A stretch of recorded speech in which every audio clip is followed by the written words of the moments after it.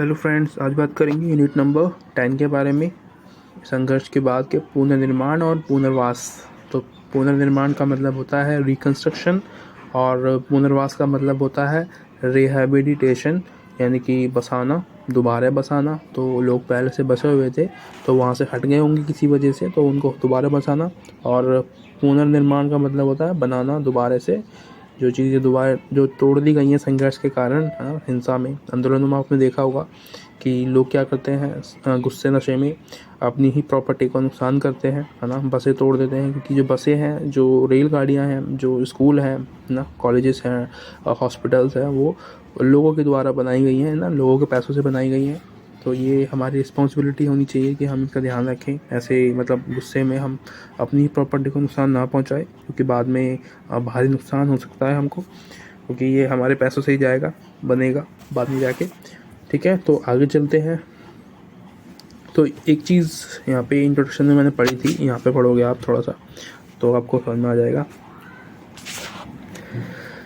संघर्ष के पीछे जो रीज़न होता है वो होता है उस देश की व्यवस्था, ठीक है, शासन। जो गवर्नमेंट होती है वो, अगर गवर्नमेंट अपने लोगों के लिए अच्छा सोचे, उनको समय से पहले वो दे दे जो वो मांगना चाहते हैं, है ना, या जिसके लिए वो संघर्ष करने वाले हैं, तो संघर्ष होंगे ही नहीं।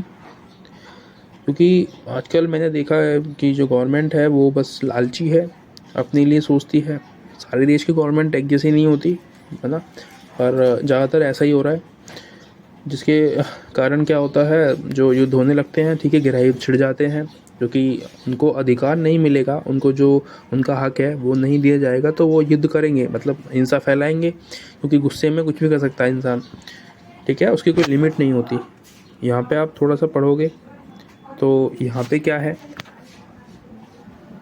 कि यहाँ पे बता रहे हैं कि जो संगठन होते हैं, जो समूह होते हैं, जो संघर्ष करते हैं या हिंसा फैलाते हैं, वो जीतने के लिए कुछ भी कर सकते हैं, है ना। जब तक उनकी बात नहीं मानी जाएगी वो हिंसा फैलाते रहेंगे, है ना। जला देंगे, बसों को फूंक देंगे, और मतलब रोड बंद कर देंगे, जाम कर देंगे, ये सब करेंगे।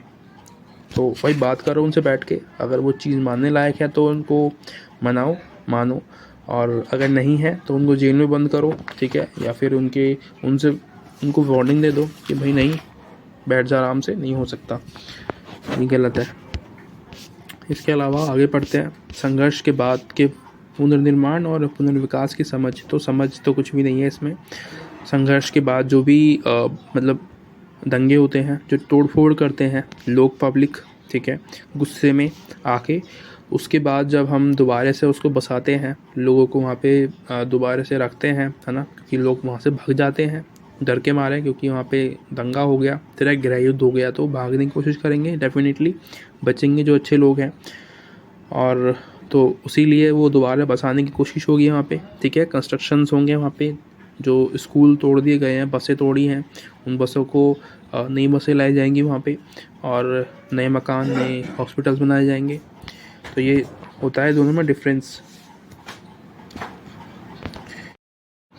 तो अगला टॉपिक आता है हमारा कार्यकर्ता और हितधारक। तो दोनों में फ़र्क बता देता हूँ मैं, ऑटोमेटिकली समझ में आ जाएगा कि क्या होता है। तो हितधारक बेसिकली वो होता है जो गवर्नमेंट के लिए काम करता है, ठीक है, और हितधारक वो होते हैं जो कि जिसके द्वारा कार्यकर्ता अपना काम कंप्लीट कर पाता है, ठीक है, यानी कि एक तरीके से हेल्प की ज़रूरत पड़ती है तो वो हितधारक उसकी हेल्प करता है कार्यकर्ता की। तो कार्यकर्ता यानी कि जब संघर्ष होता है, ठीक है, संघर्ष के बाद की बता रहा हूँ मैं, यहाँ पे बात ही हम वो कर रहे हैं जब संघर्ष हो गए, ख़त्म हो जाता है, ठीक है, उसके बाद जब डेवलपमेंट्स होते हैं, दोबारा से रिकन्स्ट्रक्शंस होते हैं, उसके बारे में बात कर रहे हैं। उसमें जब संघर्ष ख़त्म होता है तो कार्यकर्ता का काम होता है कि दोबारा से डेवलपमेंट किया जाए, ठीक है, रिकन्स्ट्रक्शंस हो जाए, दोबारा से लोगों को बसाया जाए वहाँ पे। उस समय में कार्यकर्ता अकेला काम नहीं कर सकता, ठीक है, उसको ज़रूरत पड़ेगी गवर्नमेंट की, ठीक है, गवर्नमेंट में जो पुलिस है, प्रशासन है, ठीक है, आर्मी है, उन सब लोगों की ज़रूरत पड़ेगी। उसके अलावा उसके बाद अगर दूसरी ज़रूरत की बात करूं तो वो होगी हितधारक, यानी कि एक हेल्पर की। तो हेल्पर के तौर पे हम ले सकते हैं यूएन को, यूनाइटेड नेशन, ठीक है। उसके अलावा पैसों की बात की जाए तो WB यानी कि वर्ल्ड बैंक, ये सब क्या है, हितधारक है। किसी देश में अगर गृह युद्ध होता है या किसी बाहर के देशों से युद्ध होता है तो ये रिकवरी के लिए काम करते हैं, ठीक है। इनकी वर्ल्ड बैंक से हम लोन लेके अपने देश में हम काम करवा पाते हैं।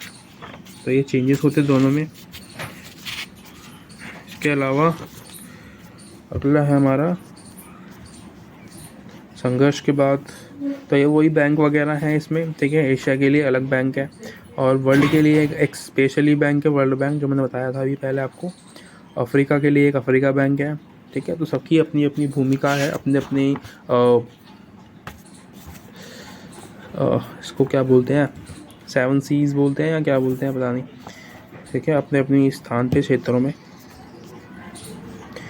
तो यहाँ पे केस स्टडी दी होगी आपको श्रीलंका में जो गृह युद्ध हुआ था तमिल और सिंहलियों के बीच, उसको पढ़ लेना, ठीक है।